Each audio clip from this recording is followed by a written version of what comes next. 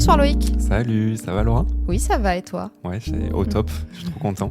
Je t'ai fait mon petit oui, ça va et toi? C'est ma phrase préférée en ce moment. Effectivement. Ma gueule, continuellement. Bienvenue dans ce nouvel épisode de Taisez-vous. Ce soir, et pour une fois on peut dire ce soir parce qu'on enregistre vraiment le soir, on reçoit Anastasia Lebedeva pour un épisode sur la Russie et le cinéma. Comment ça va Anastasia? Ça va, et vous? Ça va. Ça va, un peu fatigué, c'est le deuxième enregistrement, mais je suis quand même content. Je suis quand même content qu'on puisse enregistrer cet épisode-là. Oui, très intéressant. C'est des sujets que je ne connais pas du tout. Effectivement. Donc on va mettre un peu de contexte pour les gens qui nous écoutent. Tu es en 5e année de thèse, c'est ça. Tu es à l'école doctorale Montaigne-Humanité de l'université Bordeaux-Montaigne et tu es encadré par la docteure ou doctoresse, je ne sais pas comment tu préfères qu'on dise. Moi je dis docteur en général. Oui. Pascale Mélanie. J'ai bien prononcé, c'est bien. C'est ça.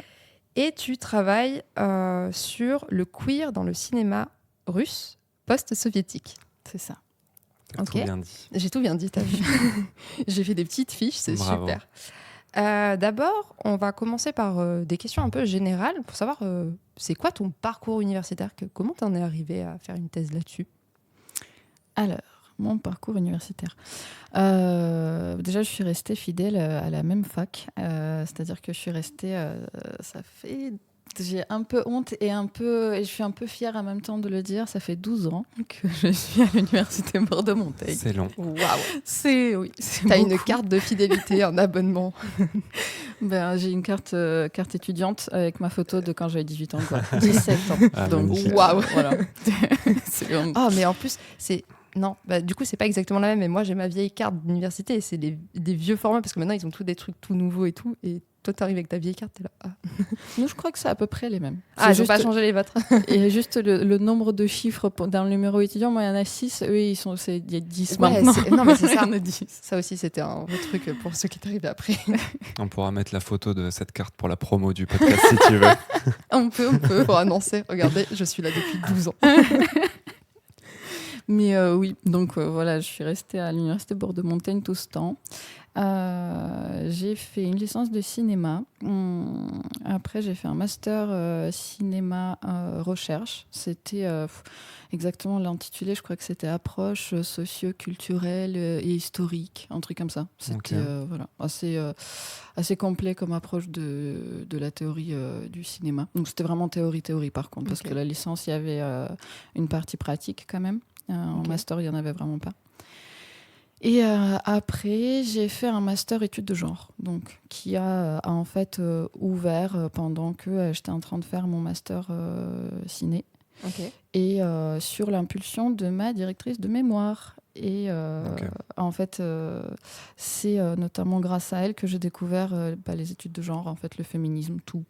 Tout. Elle m'a appris la vie.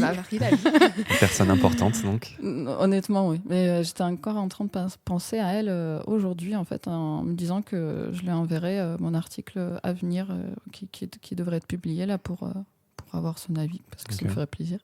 Enfin bref. Mais oui, parce que c'est une prof émérite maintenant. Ah oui. Et je peux dire son nom parce que c'est Geneviève Cellier et c'est un peu la pionnière des études de genre dans le cinéma, dans les études de cinéma français, en France, voilà. Un peu la première. Et on le sent dans son caractère parce que... Elle a dû se battre avec des tabous et de la résistance face à ça, j'imagine. Exactement. Parce qu'autant maintenant, c'est quasiment obligatoire que tu le mettes sur un appel à projet, autant j'imagine qu'il y a 30 ans, c'était pas du tout le cas. De mettre quoi ? De parler du genre, c'est un truc qu'on demande de plus en plus, d'inclure le genre dans les études scientifiques. La question du genre, que ce soit en biologie ou dans d'autres disciplines, je suppose qu'il y a 30-40 ans, c'était pas une question. On se posait pas la question. Et se poser la question, c'était peut-être même problématique ou mal vu. Mais en tout cas, dans le cinéma, dans le domaine des études sur le cinéma, effectivement, c'était beaucoup plus les questions. On se tournait vers les questions sur l'esthétique, les études d'esthétique, et donc parler c'est même pas le fond, mais soit l'esthétique, soit l'histoire. Mais tout ce qui était social autour, en fait. qu'est-ce que le film racontait vraiment, de la société dans laquelle il a été produit, ça c'était pas trop ça. Et puis en plus voilà, les études de genre, c'est même encore aujourd'hui c'est compliqué en France. Enfin voilà, donc oui, effectivement elle a dû se battre et elle continue à se battre. Elle a même encore je fais vraiment de la pub, mais je pense que elle le mérite amplement. Tu peux. Elle a c'est pas un blog, comment ça s'appelle, en gros un site web qui s'appelle Genre et Écran, je crois. Ok. Et où elle, avec l'aide d'autres chercheuses et journalistes, et voilà, fait des critiques, des analyses de films, séries anciens, récents, mais toujours à travers le prisme du genre. Ok, trop bien. Voilà. Bref, du coup voilà. Déjà une reco. Ouais. J'avais pas prévu celle-là. Ouais, bien joué. Mais voilà, donc en fait, j'ai commencé par avoir un cours sur les études des genres dans le cinéma avec elle, en master ciné. Et après, il y a ce master qui a ouvert et je me suis dit, mais en fait, c'est ça. Et en fait, c'est ça qui m'intéresse vraiment, sans oublier le cinéma, bien sûr, mais voilà, ça m'a vraiment passionnée, quoi. Et on dit souvent que quand on a mis ces lunettes de féministe, on peut plus les enlever après. Et c'est vrai qu'après, j'ai vu que ça, quoi. Pareil, j'étais tellement en colère tout le temps. Enfin, bref, voilà. T'as analysé tous les films, tous les trucs, et tu te disais, c'est pas possible. Mais tout.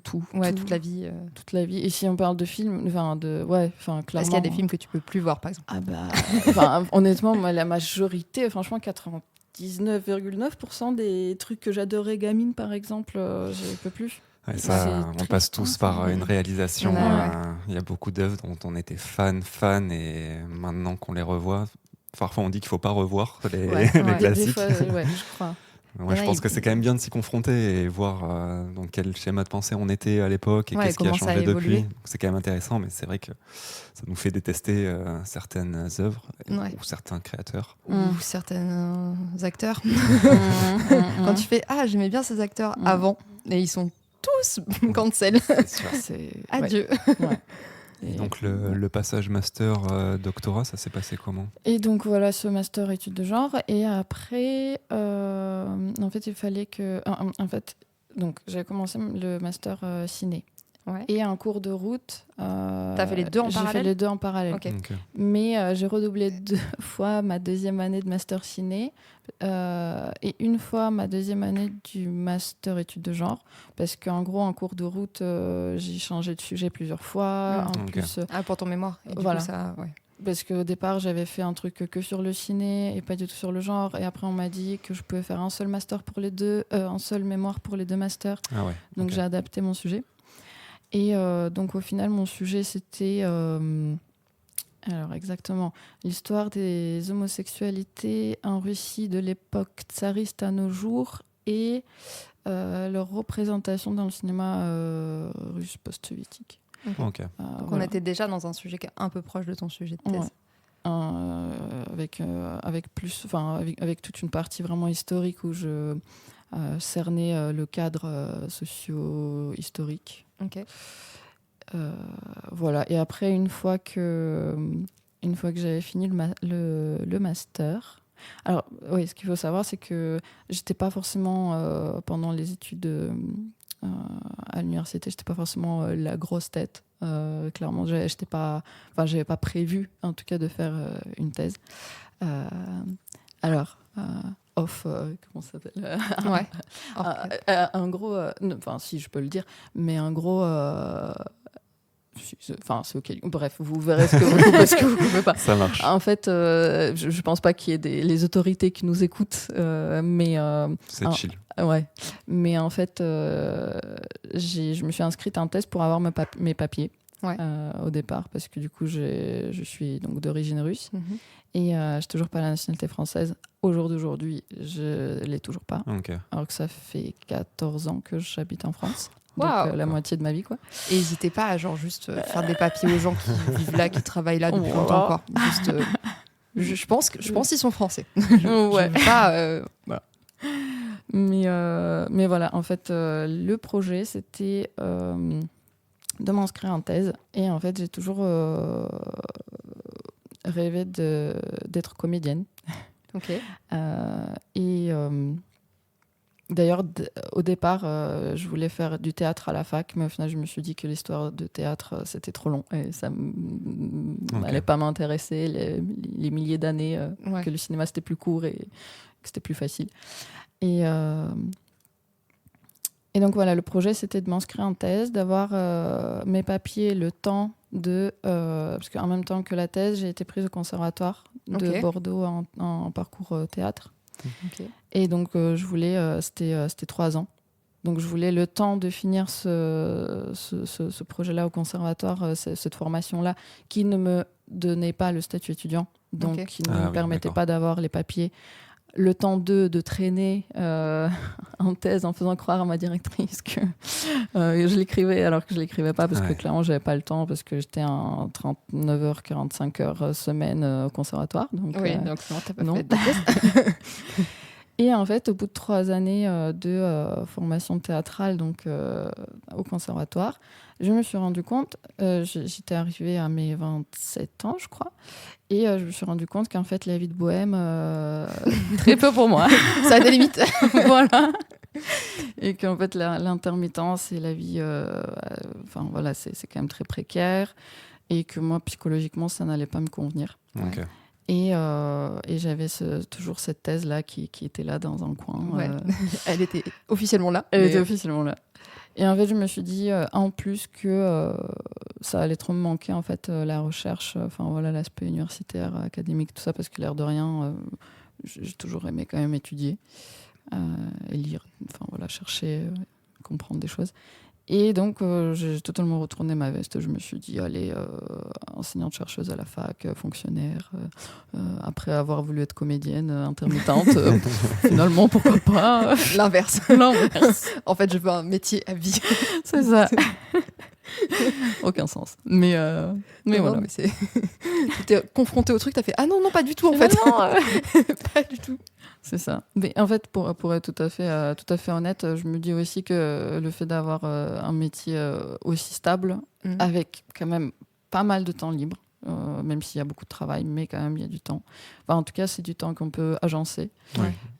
Ça me permettrait justement d'avoir du temps pour faire mon art, en fait, aussi, mais de manière plus tranquille. Oui, parce que en fait, quand tu es chercheur, tu n'as pas vraiment d'emploi du temps. C'est toi qui fais ton emploi du temps. Tu n'as pas d'horaire de travail réellement. Juste, tu dois faire de la recherche, mais c'est adaptable en fonction de...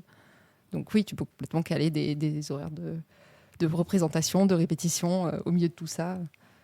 Tout à fait. Okay. Voilà. Donc on va se lancer un peu plus dans le sujet. On rentre dans le sujet. Déjà, je pense que pour les auditeurs et les auditrices, tout le monde n'est pas au clair sur qu'est-ce que ça veut dire queer.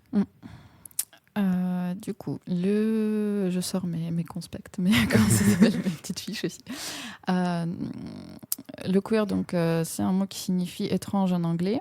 Okay. Et au départ, ce mot-là, il était utilisé comme une insulte envers les personnes LGBT aux États-Unis. Et ce, depuis, en fait, la première fois qui a été répertoriée où ce mot a été utilisé comme une insulte, c'était à l'époque de Oscar Wilde, qui, en fait, c'est le père d'un jeune homme avec qui il aurait eu une relation, qui aurait envoyé une lettre à Oscar Wilde en le traitant de queer et qu'il il pervertissait son fils. Quoi. Oui. Et voilà. Classique pour l'époque. C'est ça. Mais du coup, ça a été une insulte jusqu'aux années 80. Donc 1980. Et dans les années 80, ça a été la communauté LGBT en fait s'est réapproprié le terme en détournant, en disant oui, je suis étranger alors en gros. Voilà, je queer. Je suis pas dans ta norme hétérosexuelle normée. Et ça me va très bien. Voilà. Quoi. Ouais, c'est ça. Et je suis fière de l'être. Quoi. Et voilà. Et donc, ce terme, il peut être utilisé comme un synonyme à LGBT, ou à l'acronyme LGBT, donc qui signifie lesbienne, gay, LGBT, bisexuel, transgenre. Et donc, le terme LGBT, aujourd'hui, il peut être considéré comme pas suffisamment inclusif. par certaines personnes. C'est pour ça qu'il y a le IA+, qui s'est rajouté après. Maintenant, je crois qu'on dit LGBTQ et AP+. Ok. Voilà. Mais encore une fois, voilà, le queer, ce terme-là, ça permet vraiment d'inclure un peu d'englober, tout le monde. ça englobe tous les genres et toutes les sexualités, on va dire. C'est un peu ça l'idée. En fait, vraiment la phrase qui casse le système, c'est de dire en fait que c'est un terme qui a autant de définitions que de personnes qui l'emploient. Ok.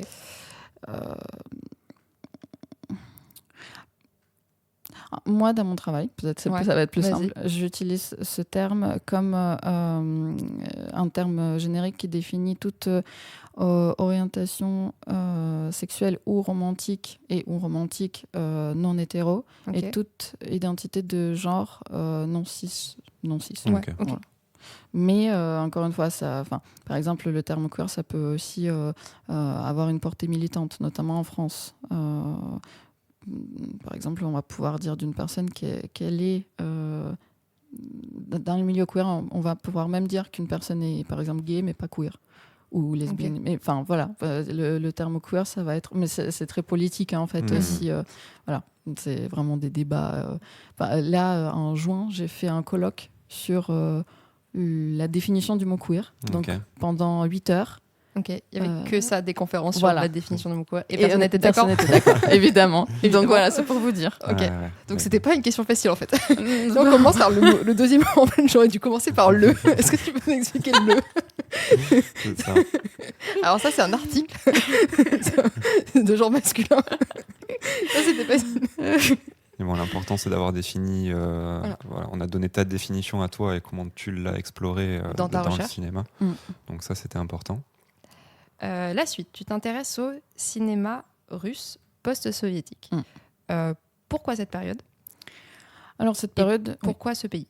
Pardon. Je fais toujours des pauses entre mes questions. Je ne le savais pas, mais maintenant je le saurai. Donc c'est pour que ton cerveau s'entraîne à garder les bouts de questions. Je ne sais pas si ça marche, mais dans ma tête, je me dis, si je découpe ma question, peut-être qu'elle va retenir qu'il y a 2 parties dans la question. C'est vrai que ça, c'est bien. Théorie intéressante. On verra, je ferai des tests sur les suivants. Préparez-vous. Du coup, pourquoi la période post-soviétique et pourquoi le cinéma russe? Donc la période post-soviétique, tout simplement parce que il n'y a pas eu de représentation des personnes queer pendant la période soviétique. Ok. Alors, avant la période soviétique, il semblerait qu'il y ait eu des tentatives, mais je ne m'étalerai pas dessus parce que je ne m'y connais pas assez. Ouais, ça marche. Okay. Après, voilà, il y a eu Eisenstein qui, lui, était queer. Enfin, voilà, on le sait. Il y avait Parajanov aussi, qui... les 2 réalisateurs soviétiques qui, on le sait maintenant, étaient queer. Mais pareil, je ne travaille pas sur eux. Aussi, je pense que pourquoi je me suis intéressée au-delà du fait qu'il y a eu plus... presque toutes les représentations ont commencé à ce moment-là, dans la période post-soviétique. C'est aussi parce que c'est contemporain à moi, à ma vie. Et c'est vrai que c'est aussi un goût personnel pour l'hyper contemporain, quelque chose qui est en train de se faire en fait. Je suis toujours intéressée par quelque chose qui est là où on a la société maintenant par rapport à toi et comment elle a évolué. Oui. Et voilà. Donc pour la période, donc post-soviétique et je prends la période jusqu'en 2022 parce que en fait en 2022 il y a eu un durcissement de la loi qui fait qu'aujourd'hui c'est totalement interdit toute représentation de... Oui, donc finalement fin du... Enfin, je suppose qu'il y en a quand même qui se font et qui se diffusent peut-être à l'étranger en couvert de... En tout cas, ça ne peut pas se faire sur le territoire russe. Oui, ok. Il y a, par exemple, je pense que ça doit être le réalisateur le plus connu queer russe de nos jours, c'est Kirill Serebrennikov. Okay. Et il habite à Paris, je crois, maintenant. Mais voilà, il fait des films. Oui, mais, il s'est expatrié pour des raisons politiques évidentes. C'est ça. Vu que c'est interdit dans son pays, malheureusement. Ouais. C'est malheureusement très signifiant dans le cadre de ta thèse, du coup. Comme point final, ça dit aussi beaucoup. Il y a beaucoup à dire sur le fait que ça soit arrêté en 2022. Quoi. Ok. Et moi, dans ce genre de thèse, mes premières questions, c'est souvent lié au corpus que tu as choisi et comment on fait ce travail, parce que ça me paraît hyper difficile, dans le sens où comment tu inclus un film, comment tu t'es fait ton propre screening pour les inclure, et comment tu te représentes le côté queer, et à partir de quel moment il peut être pertinent à être analysé. Enfin, j'imagine que c'est toute la question, quoi, mais comment toi tu fais ta méthodologie là-dessus? En fait, déjà, il n'y en a pas tant que ça. Okay. En tout et pour tout, donc en 30 ans, entre 91 et 2022, il y en a une trentaine que j'ai trouvé. Et pourtant, j'ai bien cherché. Tu as été large dans tes critères et il n'y en a pas. En fait, il n'y en a pas. Pas beaucoup, il y en a très peu. Il y en a vraiment très peu. Après, moi, mes critères, c'était quand même que ça soit ce que j'ai défini comme queer, que ça soit des personnages dans le film qui soient définis comme queer. Et ça peut être des personnages secondaires aussi? Oui. Mais par contre, par exemple, il y a des personnes il y a des... certaines vont définir comme film queer un film qui va être réalisé par un ou une réalisatrice queer. Oui. Et moi, c'est pas le cas. Dans le cadre de mon travail, je prends pas ça. Il faut vraiment qu'il y ait un ou une personnage qui soit vraiment queer et défini comme tel dans le film pour que tu le considères. Alors, ça aussi, c'est un peu compliqué parce que les personnages sont rarement justement définis par des mots... ça peut être des insultes que des personnages entre eux-mêmes se lancent des fois. Du coup, ça te donne l'information. Oui, c'est ça. C'est quand même souvent les personnages sont pas du tout définis en tant que queer. D'où le fait que si le mot queer me semble correspondre mieux que par exemple lesbienne ou gay ou transgenre, parce que pour le coup c'est des mots tellement restrictifs et tellement qui veulent dire ce qu'ils veulent dire entre guillemets, avec une définition tellement ancrée aujourd'hui qu'elle ne correspondrait pas à ce qu'il va y avoir dans le film, etc. Okay. Donc queer, ça reste suffisamment ouvert et large pour pouvoir mettre toutes ces représentations là dedans, quoi. Et j'ai oublié la question. Comment tu faisais ton screening et quels sont tes critères? Donc voilà, il y en a qu'une trentaine. Mais je faisais pas la sélection en fonction de l'intérêt entre guillemets artistique. Okay. Ça, c'est vraiment quelque chose qui, en tant que chercheuse en cinéma, m'intéresse pas de manière générale. Tu as regardé des trucs que tu détestais, par exemple? Oui. Et là, pas très bon ou pas oui. mais justement, ça me dérange pas en fait. Ça me dérange pas, pardon, parce que vraiment, c'est vraiment l'intérêt sociologique que je... Oui, c'est pas la question en fait, on s'en fiche. Juste savoir s'il est beau, la photographie est belle, si l'histoire était intéressante, c'est pas la question en fait.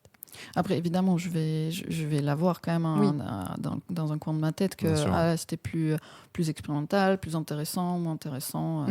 Mais pardon. Oui, parce que je suppose que selon la production, si c'est un gros budget, un petit budget, etc., ça va avoir des contraintes différentes sur la façon dont va être racontée l'histoire et donc les représentations qu'il doit y avoir dedans ou pas, et les contraintes qui s'appliquent au réalisateur. Enfin, je suppose que ça a forcément un impact. Oui, tout à fait. Oui, les financements, d'où ils proviennent. Bon, après, voilà... je suis pas sûre qu'ils mettent beaucoup d'argent dans le cinéma. L'État, clairement, ne finance aucun de ces films. C'est marrant, ça. Étrange. mais voilà. Et dans ces 30 films-là, y en a certains que j'ai déjà analysés dans le cadre de mon mémoire. Okay. Et pour être honnête, c'était tellement rush, le mémoire, que c'était ceux que j'ai trouvé le plus facilement. Ouais, je vois. C'était un peu ça, le critère. Et là, parmi ceux qui me restent, en fait, pour tout vous dire, j'ai pas encore totalement choisi lesquels je vais mettre. Okay. Il y en a que je sais, c'est sûr qu'ils sont vraiment très intéressants. Je pense que je vais choisir en fonction de la richesse du sous-texte. Ouais, du discours que tu peux en tirer et des données qu'il va te donner, quoi. Je comprends bien. Ok. Ça me fait penser, comment tu cherches tes films? Qu'est-ce que tu fais? Où tu les trouves? Enfin, parce que j'imagine que c'est pas forcément écrit quelque part dans le synopsis qu'il va y avoir une personne queer. Donc toi, tu dois te dire, je dois trouver par des réalisateurs particuliers ou par des trucs détournés. Comment tu trouves tes films? Ça, c'était vraiment tout le taf au tout début du mémoire, même carrément de recherche pendant des heures à mettre tout type de mots-clés, style LGBT, queer, gay, machin, sur tout type de plateforme, académique, pas académique. Après, aussi sur des sites de la communauté en russe. Que eux, ils se partagent pour qu'ils aient des représentations et qu'ils aient des films à se... va avoir des recommandations de films à voir, etc. C'est ça. Voilà. Aussi, j'imagine qu'une fois que tu as identifié peut-être un réalisateur qui traite ce thème, peut-être que sa filmo va être intéressante à analyser au global, parce que c'est un thème récurrent qui va pouvoir apparaître, ou pas tant que ça? En vrai, non. À part justement Serebrennikov, qui lui, c'est un truc qui est un peu en filigrane dans plusieurs de ses films. C'est quand même des choses très ponctuelles, des apparitions un peu comme ça dans les filmographies. C'est plutôt des personnages secondaires du coup qui sont représentés. Dans les films que j'ai trouvés, quand même, c'est souvent... je pense justement quand c'est des personnages secondaires, c'est pas trop trouvable. C'est pas suffisamment... voilà. Ouais, c'est pas assez bien référencé dans les mots-clés, etc. que tu peux trouver. Je suis certaine qu'il m'en manque, qu'il y en a qui sont passés à la trappe. Je sais par contre, c'est sûr qu'il y a des séries. Mais il fallait que je fasse un choix. Les séries, j'avais juste pas le temps pour regarder les épisodes. Il y a 15 saisons. C'est des épisodes de 30 minutes. Bon courage. Je déteste la série. En plus, c'est parfait. Si c'est vraiment l'histoire, mauvais, c'est les feux de l'amour. Vraiment, je me régale. Un film, si tu aimes pas, ça dure 1h15, 1h30. La série, là, tu prends 15 heures. Oui, et puis en plus, tu dois l'analyser derrière. Donc, te noter les dialogues, repasser les trucs en boucle. C'est un autre exercice.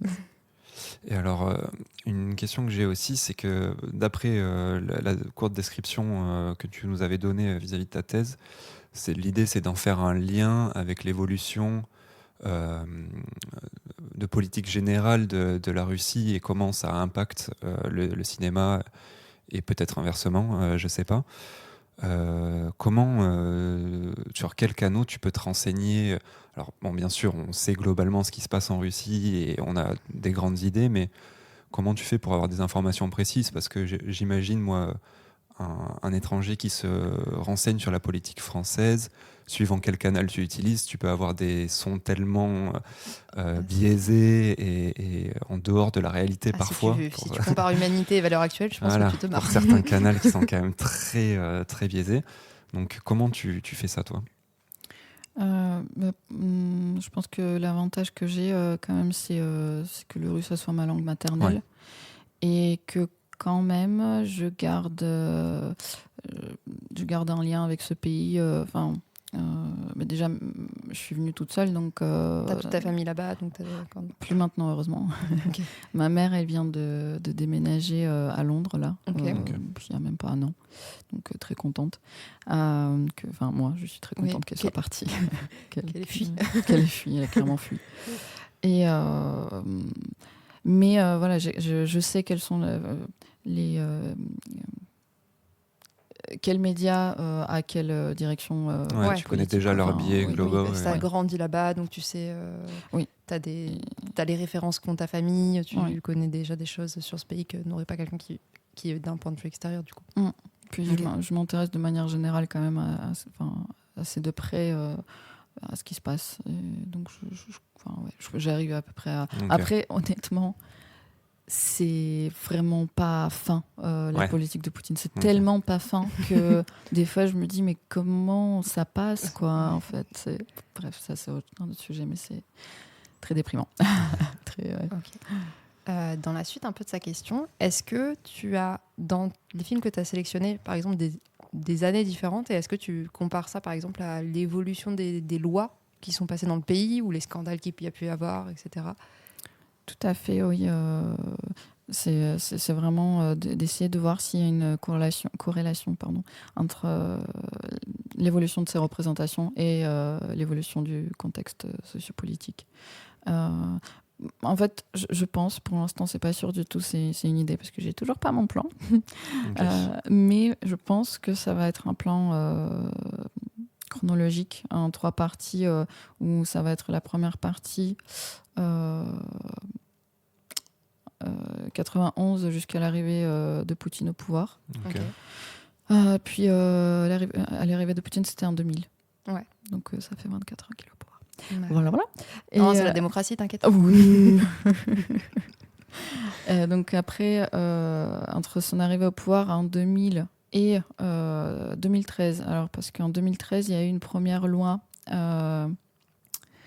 En fait, donc, jusqu'en 91, l'homosexualité, donc en URSS, ça n'existait pas. Ça n'existait pas, oui, Voilà, comme dans plein de pays du monde. Voilà. Mais ça a apparu magiquement. Ouais, après, c'est ça. Ça a apparu en 91. En fait. Non, mais en Russie, c'est évident. D'ailleurs, aujourd'hui, c'est tout à fait clair que c'est une importation de l'Occident. Ben, je pense. Hein. Ben oui. C'est sûr. Évidemment. Mais enfin, bref. Oui, mais du coup... En 91, donc, il y a eu la décriminalisation de l'homosexualité. J'ai un petit doute si c'était 91 ou 92, mais en tout cas, voilà. Ouais, le temps que les lois se mettent en place, peut-être. C'est ça. Comme ça. Donc, voilà. Et après, en 2013, il y a eu une nouvelle recriminalisation avec une loi qui ne voulait rien dire et qui... en gros, c'était la formulation une loi contre la propagande de l'homosexualité auprès des mineurs. D'accord. Donc, déjà, propagande, quelle propagande ? C'est la sienne. C'est ça, il n'y en a qu'une, je crois. C'est lui qui le fait, là. C'est ça. Et auprès des mineurs, donc ce que ça voulait dire, c'est qu'il pouvait quand même y avoir encore des films, par exemple, qui sortaient, mais forcément avec une mention plus 18. Ouais. Voilà. Et puis donc en 2022, ce que je disais tout à l'heure, le durcissement de la loi, c'est cette loi-là en fait qui est passée de propagande auprès des mineurs à propagande. Ouais, d'accord. Donc voilà, il n'y a plus du tout donc on parle plus de ça n'existe plus. C'est ça. Et ça va, maintenant il y a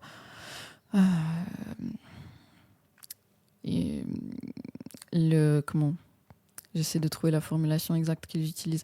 L'Organisation internationale LGBT, je crois que c'est ça, est une organisation terroriste et extrémiste maintenant en Russie. Voilà. Donc c'est des terroristes. Oui, quoi. ok, nickel. Okay. Non, mais tu compares ça à des gens qui posent des bombes, n'hésite pas. C'est ça. Ouais, c'est typiquement. Voilà. Mais voilà, donc première période jusqu'à l'arrivée de Poutine, où vraiment les années 90, en fait, c'était tellement le bordel que clairement, le gouvernement n'avait pas le temps de s'occuper de la culture. Donc, il y avait quand même des représentations assez originales. Ouais, il y avait plus de liberté. C'est la période où il y a le plus de liberté. Vraiment, ouais. Je pense le plus de ces dernières décennies, ça se trouve depuis toujours en Russie, quoi. Les années 90, c'était... Ouais. C'est la folie, quoi. C'était, ouais. Après, donc, 2000 à 2013, Poutine, c'était à peu près tranquille, mais ça commençait à aller de pire en pire. Et 2013 à 2022, là, c'était la dégringolade complète. Et est-ce que tu sais si, au vu des lois et du traitement de ces personnes-là dans le pays, il n'y a pas des œuvres russes qui sont issues de personnes qui sont parties depuis longtemps, et est-ce que ça fait partie de ton corpus du coup, des films américains finalement, enfin financés par les États-Unis mais produits par des personnes russes et qui traitent ce sujet Alors du coup, comme l'exemple de Serebreniakov, j'ai fait le choix de ne pas l'inclure dans mon corpus, parce que moi ce qui m'intéresse c'est vraiment parce que je travaille entre autres, je fais l'analyse de l'œuvre, mais je fais aussi l'analyse de la réception. Ah oui, donc pour moi c'était vraiment important qu'il y ait le public russe sur les territoires russes qui ait vu ce film. Ok. Voilà. Parce que sinon, oui, il y a des choses qui se font. Oui, j'imagine qu'il y en a plein qui se sont expatriés pour faire. Si t'es artiste, c'était traité comme ça, bon, d'un moment. Oui, surtout si t'as eu une petite période de gloire dans les années 90 où tu pouvais un peu faire ce que tu veux, et Poutine l'a fait. Et non. Mais après, c'est même pas une question au final de pouvoir créer des films. Tout ça, c'est une question de. Ils vont en prison. Oui, c'est ça. Vraiment. C'est que ça devient dangereux, en fait. Ouais. Ok. J'ai une question un peu méthode. Qu'est-ce que tu sélectionnes comme information dans le film et comment tu les organises, comment tu les analyses, qu'est-ce que tu fais de ça? En fait, moi, en gros, j'organise l'analyse un peu en 3 temps. Okay. Je me suis simplifié la chose un peu comme ça dans ma tête. C'est le avant, le pendant et le après le film. Okay. Le avant, je commence par... c'est un peu un travail que j'ai fait pendant le mémoire, donc c'est pas mal, c'est plutôt pratique. C'est la définition du contexte, justement, sociopolitique. Okay. Comprendre, en fait, dans quel cadre le film a vu le jour. Et dans cette même première partie du avant, il y a l'analyse, ce qu'on appelle l'analyse génétique. Donc, en fait, comment le scénario a été écrit, qui sont les réalisateuristes, producteurs, productrices. Même acteur, actrice qui a participé au film, quoi. Oui. Okay. Oui. Donc, voilà un peu le avant que le film se fasse. Donc, deuxième partie, c'est le pendant le film, c'est-à-dire que j'analyse l'œuvre vraiment en tant que telle. Okay. Avec, après, il y a plein d'étapes, plein de composantes. Il y a tout ce qui est la narration, vraiment l'histoire que ça raconte. Il y a tout ce qui est vraiment l'image, le son, esthétique, costume, jeu. Des trucs plutôt cinématographiques en général, oui, que tu pourrais appliquer à n'importe quel type de film, en théorie. Oui, c'est ça. Et après, toutes ces étapes-là, en soi, on peut l'appliquer à n'importe quel film en soi. C'est plus qu'on ne s'intéresse pas forcément toujours à... souvent, on choisit l'une de ces étapes. Mm-hmm. Et après, la troisième partie, c'est le après, c'est-à-dire là, pour le coup, c'est comment La réception. Il y a la réception, oui, effectivement, l'analyse de la réception, mais il y a aussi le sort que le film a connu, c'est-à-dire est-ce qu'il est sorti au cinéma ou pas, est-ce qu'il a eu son visa d'exploitation, la diffusion, censure, pas censure, combien il y a eu de spectateurs, si j'arrive à avoir ces infos-là, mais j'arrive à peu près pour l'instant. Pas énormément de détails, mais dans les grandes lignes, quoi. Ouais, ok. Voilà, donc voilà. Question, pas question? Tu peux y aller si t'en as. Dans la façon dont tu sélectionnes les informations dans le film par rapport justement au queer, qu'est-ce que tu regardes? Qu'est-ce que tu prends comme information? Alors ça, c'est assez... comment dire? Je ne saurais pas le définir exactement, en fait. C'est-à-dire que... En fait, je vais vraiment... prendre le film, regarder scène par scène. Après, c'est ma méthode à moi, entre guillemets. Je vais décrire ce qui se passe dans la scène. Okay. Je vais vraiment faire tel passe un verre d'eau au tel. Tu fais une retranscription du film. Vraiment, oui. Le deuxième personnage regarde le verre d'eau, prend une gorgée et repose le verre. Et après, je vais essayer de voir est-ce qu'il y a quelque chose derrière ça que je vais pouvoir interpréter à travers le prisme de cet axe des questions queer, en fait. Enfin, plus globalement des études de genre. Voilà. Mais c'est vrai qu'il n'y a pas de recette, en fait. C'est-à-dire que ça reste... Et ça, c'est quelque chose que je revendique, et je trouve que c'est un peu de la mauvaise foi de dire que une analyse peut être objective, parce que en fait, un chercheur est toujours subjectif. En tout cas, dans les sciences humaines ou sociales, voilà, je parle pour ce que je connais entre guillemets, mais voilà. Oui, donc, dans le sens, dans l'angle que tu prends, qu'est-ce que tu interprètes comment? Toi, tu vas l'interpréter d'une façon, peut-être que quelqu'un d'autre va le faire d'une autre façon, et du coup, ça va changer peut-être ce que tu mets dans ton analyse au final. Non, mais totalement, c'est ça, en fonction de notre parcours de vie, de nos connaissances, etc. Bref, donc c'est très subjectif, mais voilà, je dirais qu'il n'y a pas vraiment de méthode, mais ça reste quand même... en fait, la méthode, c'est que quand même, il y a des preuves, quoi. Enfin, je dis pas juste « Ah, je pense... Je pense qu'il y a de la discrimination, enfin je sais pas, ou que le personnage est homophobe. Enfin, je décris pourquoi un tel regard, telle réplique, voilà, je donne des choses à l'appui. Ouais, tu cherches des arguments dans ce qui s'est passé dans la scène pour expliquer ton interprétation de. En refaisant presque un script à partir du film que tu regardes, quoi. Totalement. Ouais. C'est un travail, ça doit être long et fastidieux. Le dernier film que j'ai analysé, j'ai 50 pages. Ok, ouais. Oh, wow. Pour le film. Fois 30 films. Je vais pas les analyser les 30, je pense. Justement. Il faut une étape de tri. Oui, c'est ça. Est-ce que tu mets des stagiaires dans section? Alors cette année, j'en prends 12. je les mets les uns sur les autres. Toi, tu fais film 1, toi, tu fais film 2. Ah, ouais.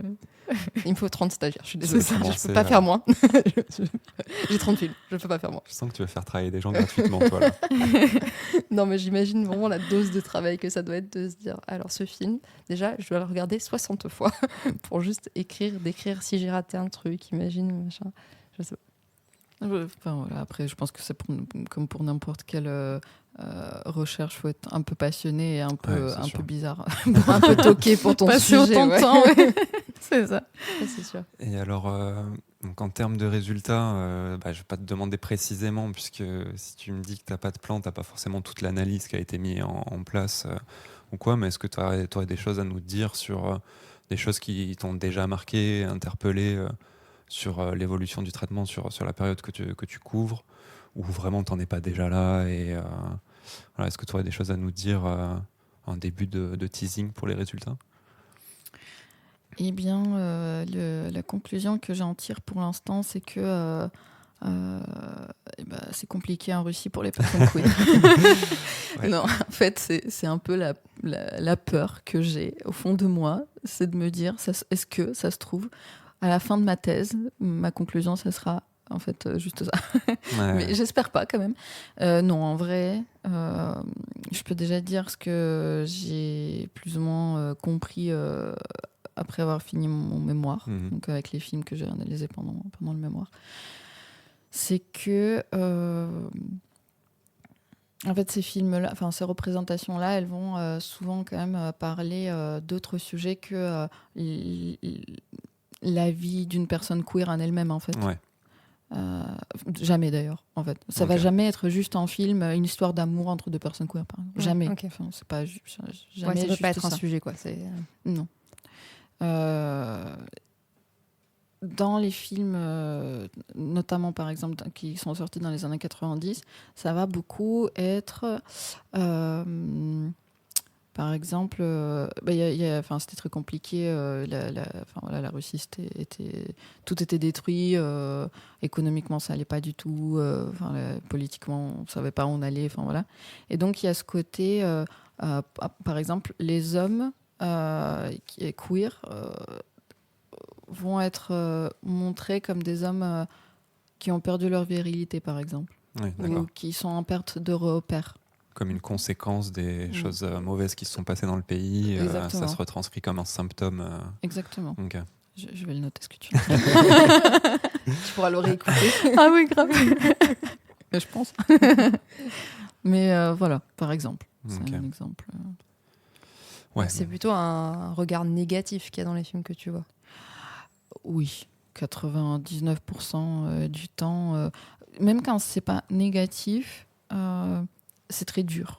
Okay. Après, le fait est que la réalité pour les personnes queer est dure dans le pays. Et est-ce que, d'un point, toi qui du coup, comme tu regardes les réalisatrices qui ont fait ces films et le contexte dans lequel ça a été fait, est-ce que c'est parce que c'était pour dénoncer ce qui se passait ou est-ce que c'était la vision de ces personnes ? Ça, c'est la bonne question. Ça dépend, ça dépend de qui ça dépend des cas. Et des fois, je pense que c'est compliqué de répondre à cette question aussi. Y a un film en particulier auquel je pense, pour l'instant, c'est un peu un casse-tête pour moi, que je le revois et revois. C'est Stand. Enfin, voilà, je sais plus, j'ai le nom en anglais, mais pas en russe. Super. Mais c'est la fausse russe. Ouais, c'est ça. En fait, j'ai menti. Tout ça juste pour la bonne histoire. J'ai mes papiers. En fait, tout va bien. N'importe quoi. En fait. D'ailleurs, les queers en Russie, c'est super. Voilà. En fait, en gros, tout le long du film, y a un narrateur, une voix off d'un narrateur qu'on entend. et on croit qu'il est du côté des personnages principaux qui sont queer et qu'il dénonce en fait l'homophobie. Et à la fin, on voit un personnage tabasser l'un des personnages principaux qui sont queer. Et en fait, on se rend compte que c'était sa voix à lui. Ah oui, ok. Qu'on a entendu pendant tout le long du film. Et en fait, du coup, tu te rends compte que tout ce que... Enfin, en fait, ça casse la tête, quoi. Et j'ai toujours pas compris, en fait. En fait, je sais toujours pas si... C'est la toupie. Mais c'est un peu ça. Ce que ça raconte, je comprends. C'est un cas intéressant, en tout cas, à étudier, quoi. Ouais, clairement. Et c'est... Voilà. Ok, donc plutôt tabou dans le cinéma que tu vois et plutôt négatif, péjoratif dans la façon dont est traitée la question. Est-ce qu'il y a un peu quand même des romances des fois où ça traite de sexualité d'un point de vue non péjoratif ou c'est toujours vraiment vu d'un angle sous cet angle-là? Il y a un film qui est vraiment... en fait, si on cherche sur Internet, en tout cas en russe, sur les plateformes russes, quoi. Un film qui est répertorié vraiment comme le film LGBT russe. Il s'appelle I Love You. Il y a le Blue Tiba en russe, pour les russophones. Il est sorti en 2004, donc les années à peu près tranquilles encore. Et en fait, ça raconte une histoire d'un couple, d'un homme et d'une femme. Et en fait, un jour, l'homme rencontre un autre homme et ils ont une histoire. Et au début, en fait, il veut quand même rester avec la femme aussi. Donc, il y a une sorte de triangle. Et en fait, au début, ça va pas. La femme, elle comprend pas. Et en fait, ils finissent par vivre tous les trois ensemble. Ouais, ça finit en trouble. La femme, elle est quand même que avec l'homme. Mais l'homme, et le deuxième homme, voilà. Mais il y en a un, il est avec les deux. Et en fait, c'est un cas super intéressant aussi, en vrai. Parce qu'en fait, il y a deux fins à ce film. Il y a une fin qui a été montrée en Russie. Ah, la fin censurée. Director's Cut. Et il y a une fin qui a été montrée dans les festivals à l'étranger. Et donc, la fin qui a été montrée en Russie... Bon, enfin, voilà, je ne fais pas le dessin, mais en gros, elle dénonce... Enfin, non, elle dénonce pas vraiment. Elle reste... consensuel, on va dire. En fait, c'est juste, ça se moque un peu. Enfin, voilà, il y a l'idée du lobbying. Enfin, il y a deux députés en fait qui. Alors, il y a l'oncle de l'un des personnages qui est conducteur de taxi. Et il a deux députés qu'il conduit et il se plaint du fait que son neveu est gay. Et les deux députés disent tu ne le présentes, on va l'amener avec nous et il va devenir député en gros. Voilà. Un gros lobby. Les gays sont partout, ils s'entraident, machin. Ça, c'était la fin qui a été montrée en Russie. Et la fin qui a été montrée à l'étranger, c'est en fait un cadre... fausse cinéphile aussi, cadre subjectif, je sais plus. En gros, c'est une poussette et la caméra, elle est dans la poussette. Ah oui, d'accord. Et on voit... donc, d'abord, on voit la femme qui s'approche. Ensuite, on voit l'homme avec qui elle est en couple. Et tadin, on voit le troisième homme, en fait.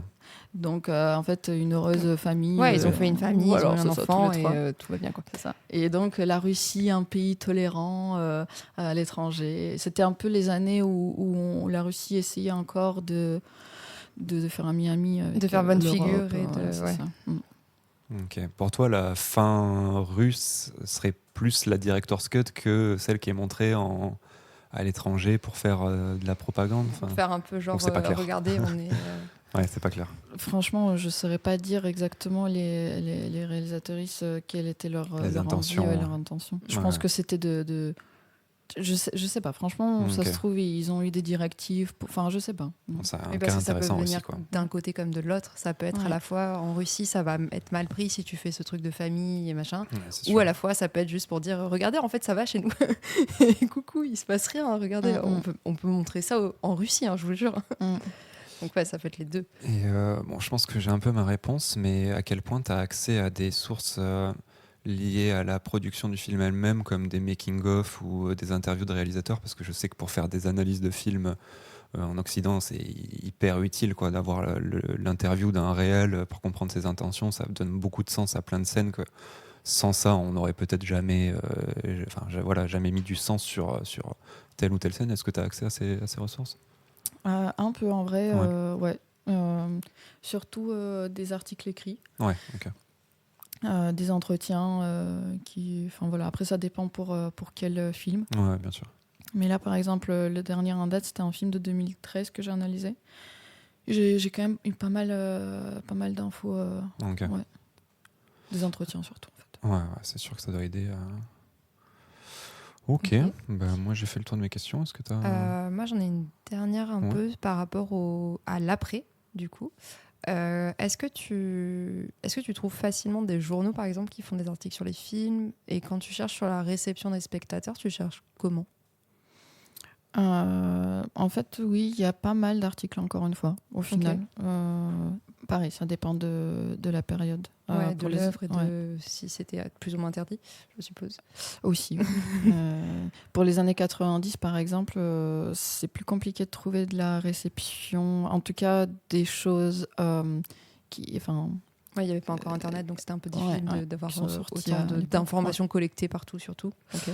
Mais en fait, la source qui m'aide énormément, c'est une sorte de Sens Critique ou IMDb, quoi. IMDb, c'est ça.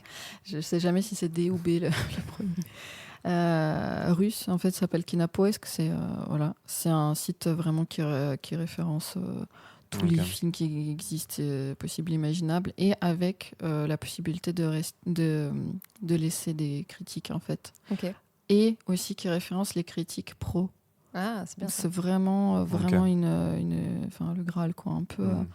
Et en plus, c'est intéressant, je ne saurais pas dire pourquoi, mais il y a une vraie culture de la critique cinématographique en Russie. C'est-à-dire qu'on trouve des critiques super élaborées et bien écrites, quoi, sur ce site, mais par des amateuristes, quoi. Donc ça te fait beaucoup de contenu pour savoir vraiment comment ça s'est passé au niveau de la diffusion, comment le public a pris l'information. Et globalement, est-ce que tu as analysé un peu ça déjà ? Comment ça a pris ce genre de film ? En fait, ça dépend pareil des périodes, ça dépend des films. Oui, aussi, la dernière source que j'utilise, c'est pareil, c'est des sites de la communauté aussi. Okay. Il n'y en a pas énormément, mais il y en a quelques-uns. Et c'est pareil, c'est un public qui m'intéresse. En fait, ça m'intéresse évidemment de voir aussi s'il y a de différences. Oui, parce que je suppose qu'entre le grand public qui est pas forcément, qui est plutôt peut-être dans la mouvance de la politique en Russie, qui va plutôt avoir un regard critique sur les films en disant c'est la propagande, etc. Et dans cette communauté, ils vont plutôt avoir un jugement inverse, sauf si c'est justement très péjoratif dans le film, je suppose. Mais c'est ça, c'est que ça dépend en fait de quelle est la vision du queer qui est faite par le film. Mais en fait, ce qui est intéressant, par exemple, pareil avec le dernier film en date que j'ai analysé, qui date de 2014, là, c'est que sur Kinapoesk, là, sur le site, toutes les critiques sont positives. Il y en a que 25, donc il n'y en a pas beaucoup, mais quand même 25, c'est pas mal non plus.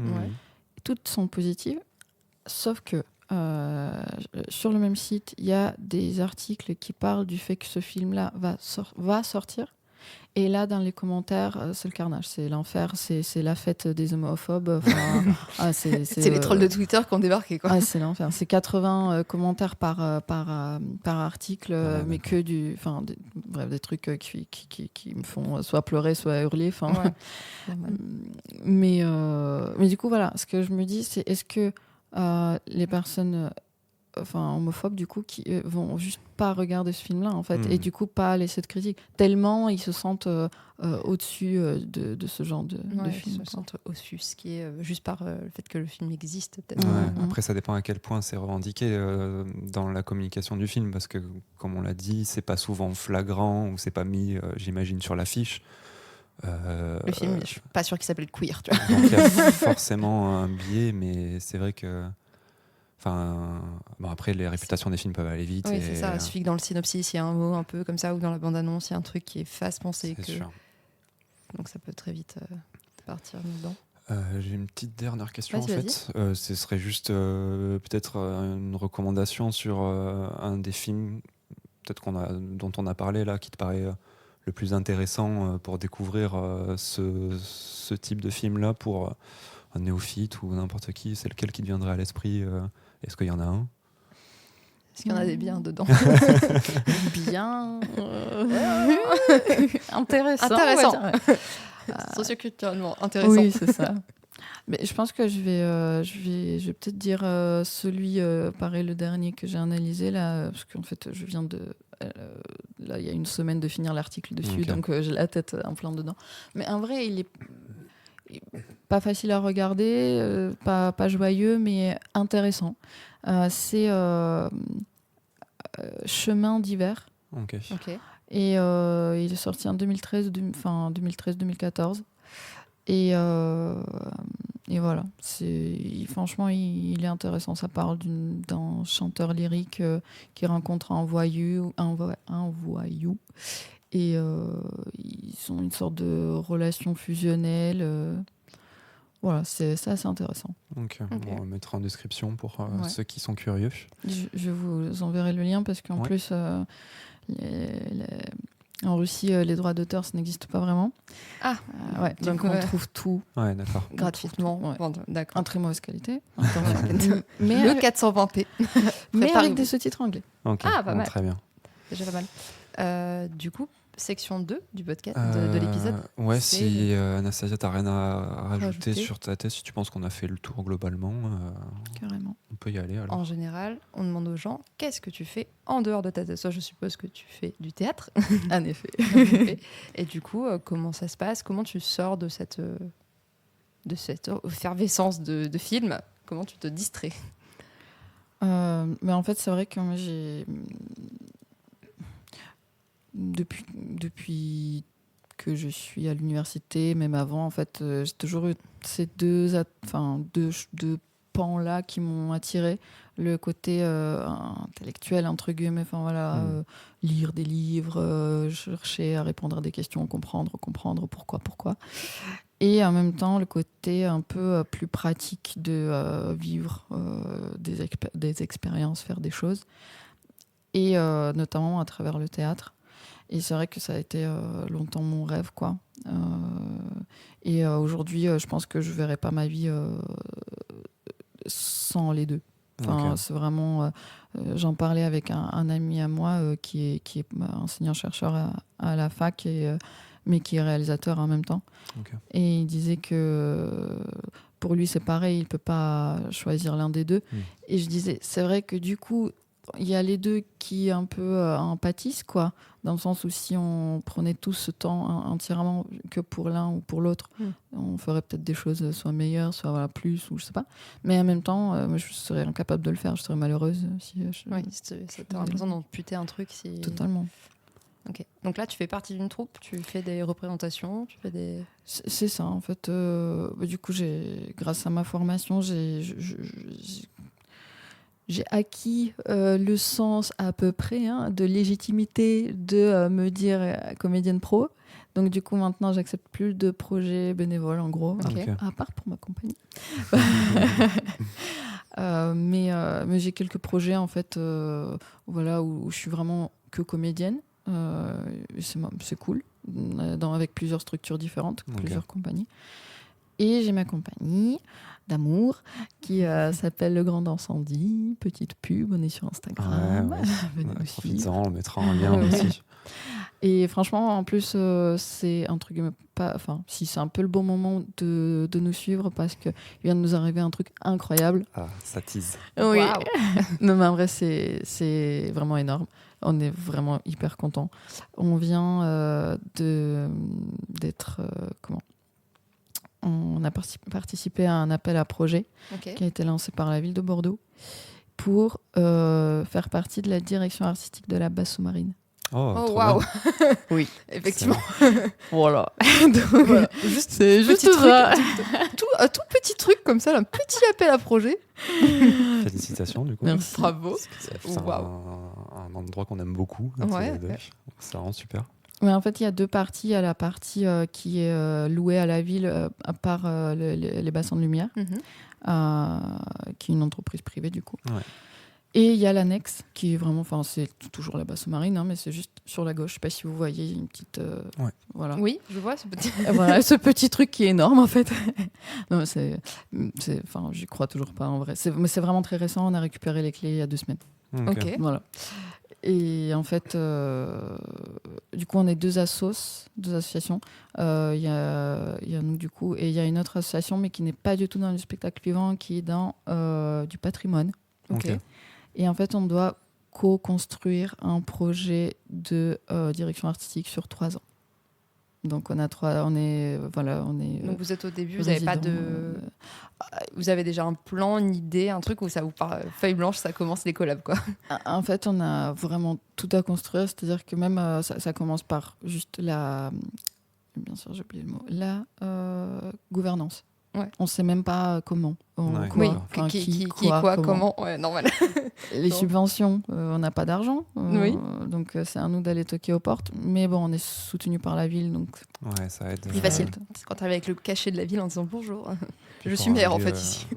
Pour un lieu intéressant, sexy et tout. Donc, je pense que ça va attirer des gens. Mêler patrimoine avec spectacle vivant, je pense qu'il y a moyen de faire des trucs qui intéressent les financeurs. En sachant que, et je fais un petit lien avec ma thèse, mais on est beaucoup déjà dans tout ce qui est création expérimentale. Pas que théâtre, d'ailleurs, on fait de la perf aussi. Je fais performance, en gros... Pour des naïfs moi, je suis naïve. Il n'y a pas de souci, c'est vrai que c'est pas... Mais en fait, pour le coup, j'ai pas fait de fiche. Et c'est vrai que définir performance, en fait, ça va être... c'est tellement vaste. C'est peut-être avec des exemples. Il y a une personne vraiment qui est un peu la figure de proue. C'est comme ça. C'est Marina Abramovic. Qui est toujours en vie et qui était surtout... Il a levé la tête en mode... Oui. Mais il y a Robin à côté. Robin réagit à ce qui se passe dans la salle. Mais elle a commencé dans les années 60 ou 70, mais elle fait toujours des trucs. Mais je sais pas, par exemple, son truc le plus connu, je pense, c'est elle a été dans un musée. Elle s'est mise face aux spectateurs. C'est ce à quoi j'ai pensé. Et c'est ça, c'est la meuf qui s'était qui avait laissé des objets, les gens faisaient ce qu'ils voulaient pendant un temps défini, et c'est passé de je fais des trucs sympas à de la violence extrême. Exactement. Ok, je vois très bien ce que c'est. Elle avait laissé un flingue et il y a quelqu'un qui a failli l'utiliser. Ce genre de truc. Donc, à base d'agression sexuelle et tout. Les gens sont super. Oui, j'adore l'espèce humaine, c'est vraiment la meilleure. Après, il peut y avoir des trucs plus mignons, par exemple. J'imagine. J'espère. La performance, c'est que des trucs horribles. C'est ça. En vrai, c'est quand même assez intense, la performance en général. Mais par exemple, elle a fait un truc avec son compagnon de l'époque, Ulay, qui est mort récemment. Ils sont restés longtemps, pendant super longtemps. Enfin bref, c'était trop mignon, leur histoire, j'adore. Mais ils allaient se séparer et en fait, ils ont chacun commençait à marcher à partir d'un bout de la muraille de Chine. Okay. Ils se sont rencontrés au milieu et ils se sont dit au revoir. Oh, c'est trop mignon. Oui, j'adore. Mais c'est triste. Oui. C'est intense. Mais voilà, ce genre de truc. Donc, on fait aussi de la performance, blablabla. Ce que je voulais dire, c'est que c'est souvent lié au queer aussi. Parce qu'on utilise beaucoup le drag, par exemple. Ouais, ok. Voilà. Mais c'est vraiment de la création ultra contemporaine aussi. Donc là, on retrouve aussi mon goût pour de l'ultra contemporain. Ouais. Voilà. Et du coup, j'imagine que ces activités, ça t'aide aussi à financer ta recherche. Ça t'aide parce que tu n'as pas de travail par ailleurs. Si, ok. C'est une troisième casquette. On peut peut-être en parler également parce que c'est un aspect important. Vous la voyez pas, mais en fait, elle est en train de changer de casquette. C'est ça. C'est un aspect important de comment on se finance et comment on a une passion et la recherche. Donc tu t'en sors du coup. C'est ça la question. En fait, le truc c'est que comme j'avais pas prévu vraiment, le projet c'était pas d'écrire ma thèse au départ, je m'étais pas renseignée sur les possibilités de financement. Ouais, ok.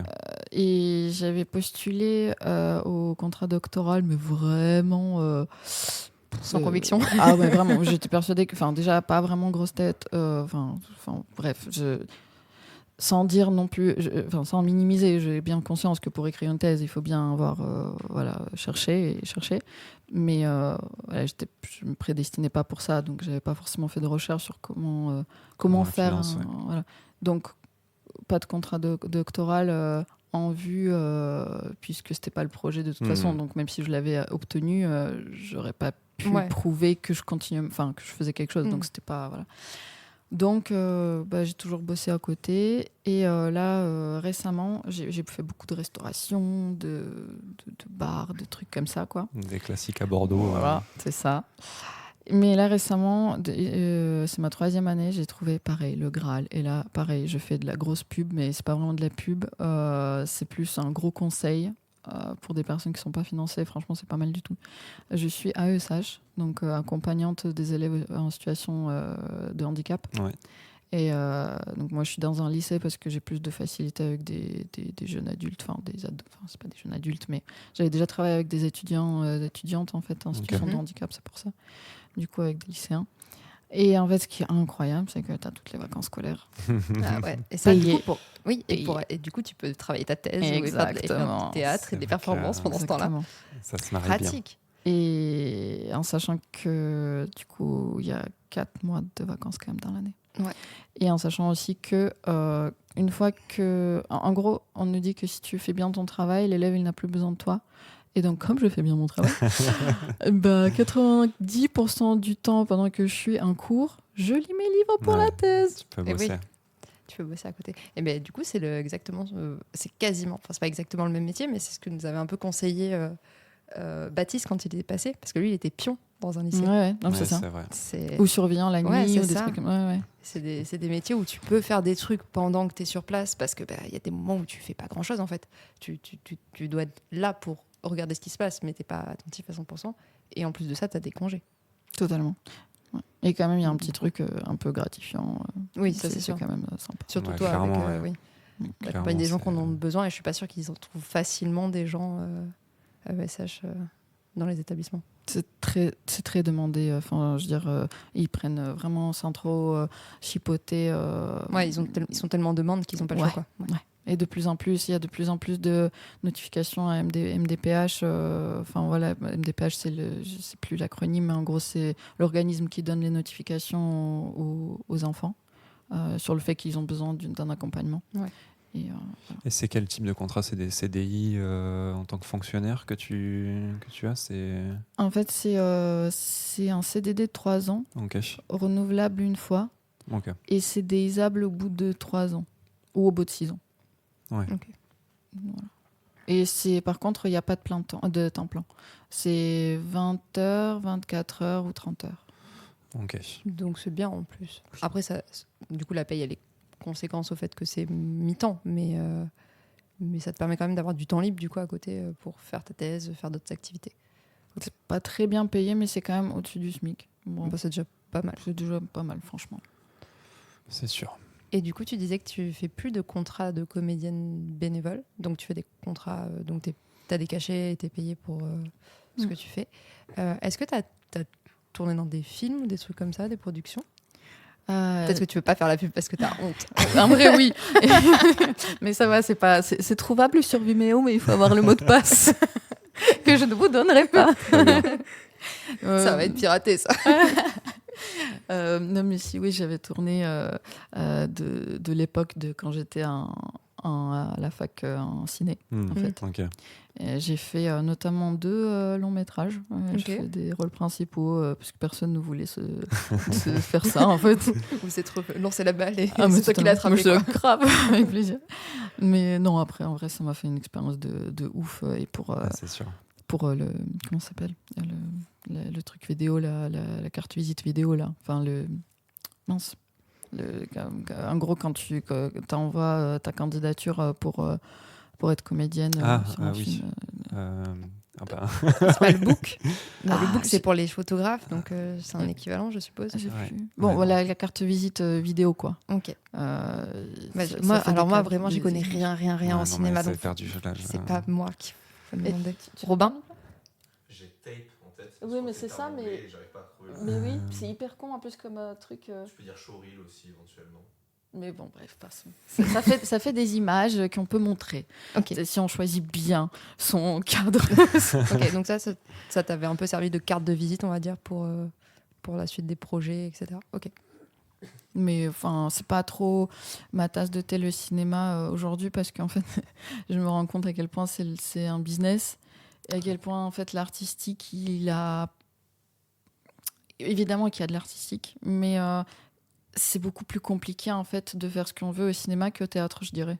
C'est très contraint, quoi. Il y a des règles appliquées par l'économique en fait, par l'économie. Les budgets qui sont impliqués dans cette industrie. Ouais, des trucs de t'as 4 secondes pour refaire la scène et tu ne peux pas la refaire 60 fois parce que on n'a pas le temps, parce qu'il faut faire la scène suivante et que, voilà. Okay. Et que tout est chronométré. Là où le théâtre, bon, au pire, si tu veux faire un petit truc, voilà, tu fais du théâtre de rue, si t'as zéro moyen, bon, tu te débrouilles, quoi. Et j'aime bien ce côté-là. Ok, je pense qu'on a fait un bon tour. Ouais. Moi, j'ai une dernière petite question, c'est quoi la suite ? Est-ce que tu as déjà une idée de quand est-ce que tu veux finir ta thèse ? Est-ce que tu veux faire des post-docs après ? C'est quoi la suite ? Question stressante. Moi, je pose les mauvaises questions. Non, mais faut bien se les poser, surtout quand on est en 5e année. À un moment, faire l'autruche, c'est bien, mais le déni. C'est totalement. Non, mais j'espère pouvoir... je me suis fixée dans 1 an de vraiment essayer d'avoir fini d'écrire au moins une première version. Okay. Voilà, pour après faire des relectures et tout ça, parce que j'ai maximum jusqu'à... En gros, j'ai 2 ans encore, max. Okay. Voilà.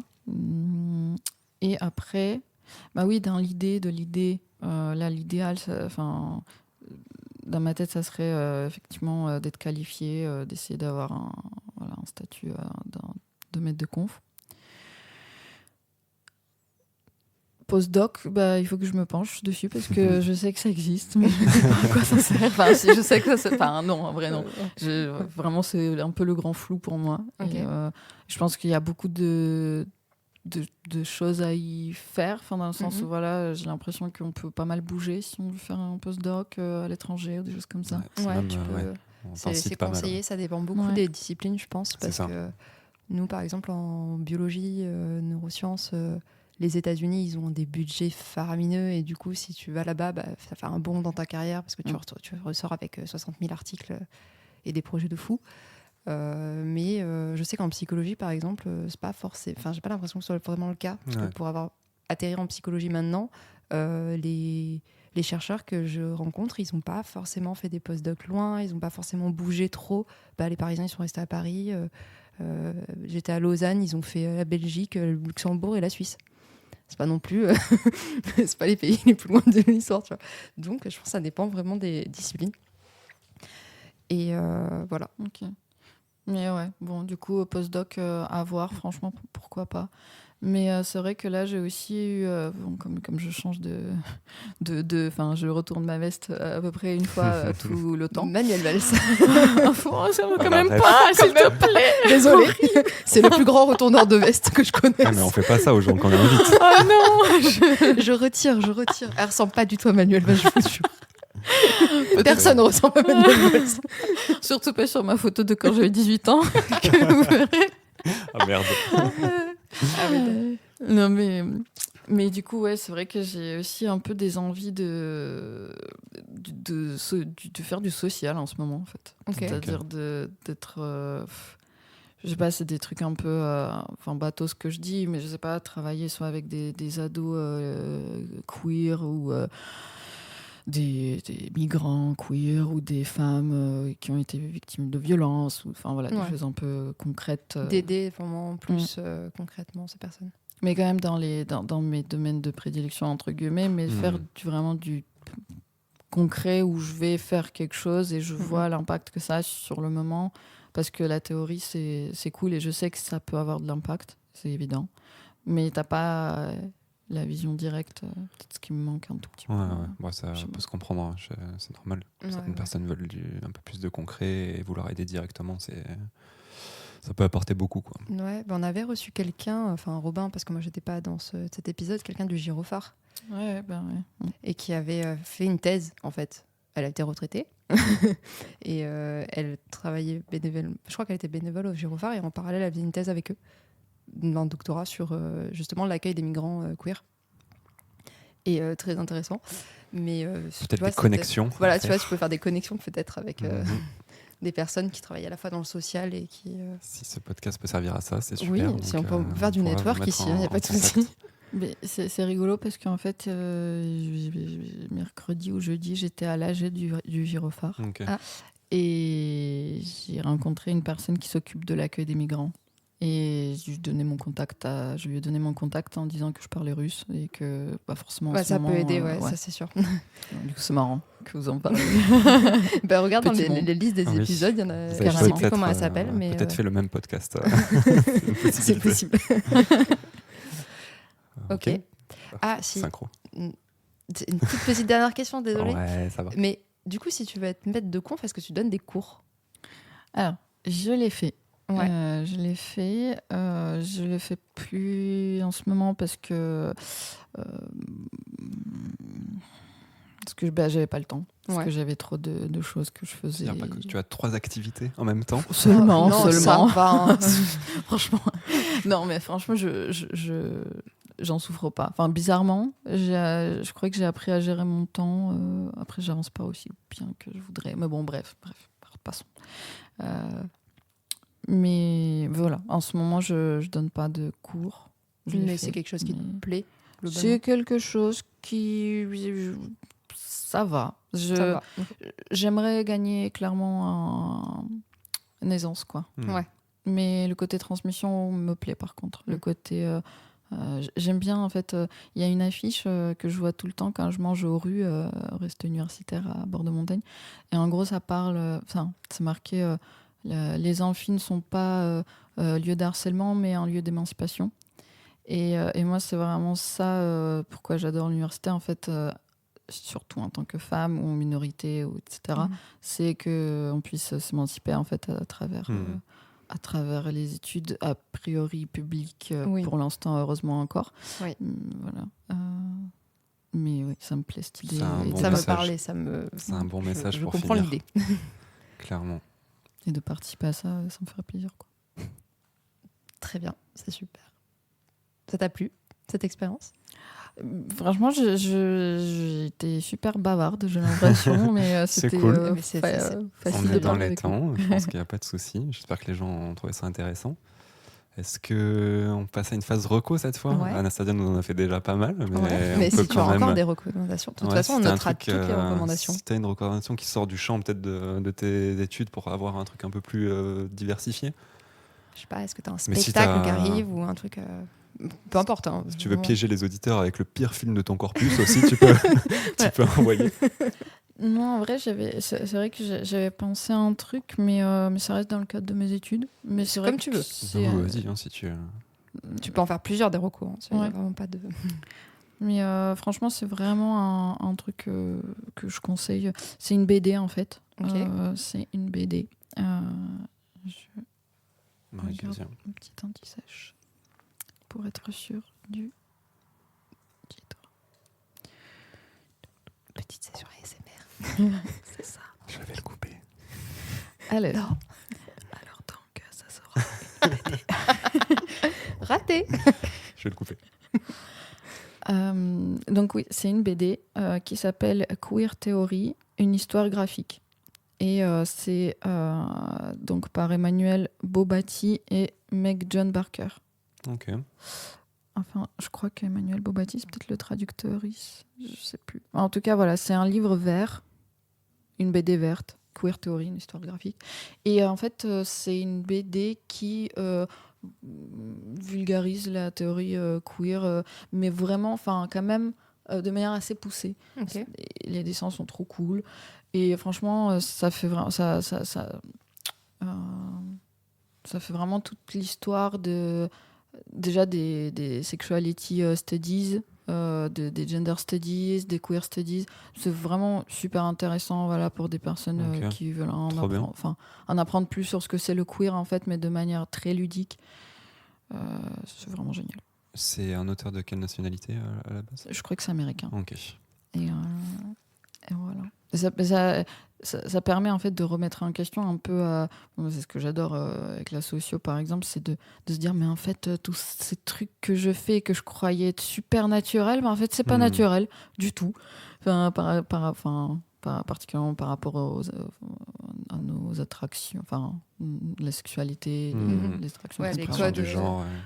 Les codes qui sont hyper culturels en fait, on mime ce qu'on voit et on est dans une culture particulière et du coup on fait la même chose, on reproduit sans s'en rendre compte. Et toi, Laura, as-tu trouvé une recommandation ? En fait, ça m'a fait tic là quand elle a dit un truc et je me suis rappelé que j'avais vu, bon, c'est assez vieux, mais un épisode de La Tronche en live qui était sur La Tronche en live, c'est La Tronche en biais avec Thomas Durand et je me rappelle pas le deuxième. Et en gros, ils avaient invité un chercheur qui travaillait sur la question du genre en biologie. Et il travaillait il faisait plutôt de la biologie animale. Les commentaires de ce live devaient être incroyables. La modération affreuse qu'il devait y avoir. Mais en gros, c'était un chercheur qui travaillait la question du genre et de la sexualité chez les animaux et chez les êtres humains. Parce que du coup, on fait partie du genre animal. Et c'est un épisode d'à peu près 1h30, 2 heures peut-être, de conférence où il explique les travaux de recherche dans l'état actuel des connaissances. C'était de 2016, je crois, 17, un truc comme ça. Donc c'est assez vieux, donc il y a sûrement des trucs plus récents.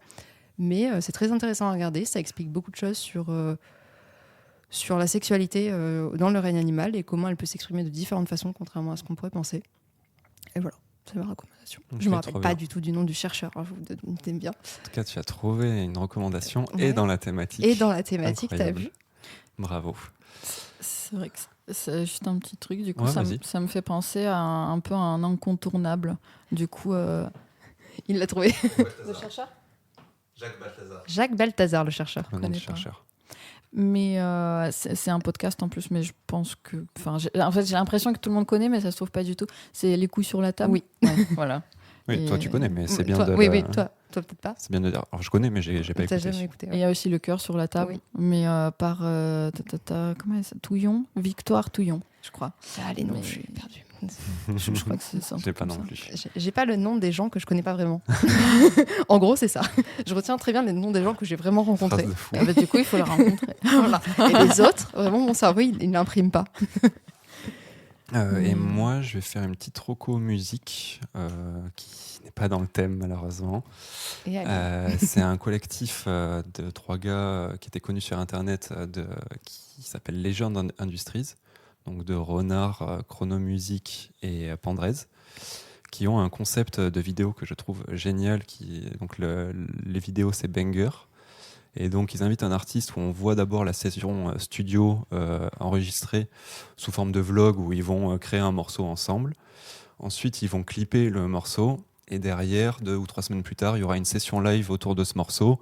Et aussi des musiciens qui juste s'amusent et font de la musique. Et donc, c'est super cool parce que c'est des gens naturels et très talentueux. Donc, voilà. Je vous recommande d'aller suivre la série Banger. Ouais, c'est vrai que les clips en plus ils sont fous à chaque fois. Ouais, c'est cool. C'est vraiment cool. Je connaissais pas du tout. J'irai voir. Moi je connais parce que sinon je connais pas non plus. Et sinon, si on veut retrouver les autres épisodes de ce podcast, tu veux pas le faire ? Ça se passe où ? Oh non, j'ai pas assez d'XP là. T'as pas encore levé up. C'est mon 3e.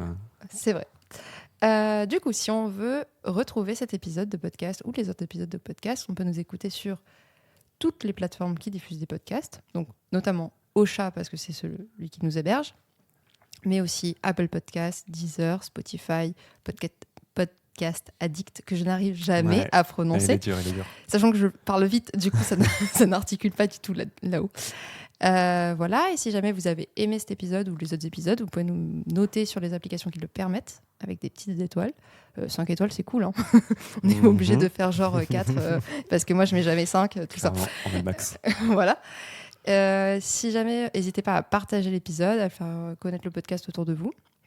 Vous pouvez aussi nous retrouver sur Instagram, où je gère cette petite page Instagram en mettant les sorties des épisodes et un peu de politique et un peu de propagande et aussi des informations sur d'autres trucs en lien avec le doctorat ou des choses comme ça d'autres associations locales par exemple PubHD souvent, ou Punt of Science, pour de la vulgarisation. Et il y a aussi un Discord qui est disponible pour lequel vous pouvez aller faire un tour dessus. Il y en a certains qui ont mis des liens pour aller voir leur thèse ou sur lesquels vous pouvez discuter entre vous. Si vous voulez poser des questions à Anastasia ou à d'autres personnes, vous pouvez le faire. Tout à fait. Et voilà. Et voilà. On en est là. On se retrouve dans un autre épisode. Ouais. Et à la prochaine. Salut. À bientôt. Au revoir.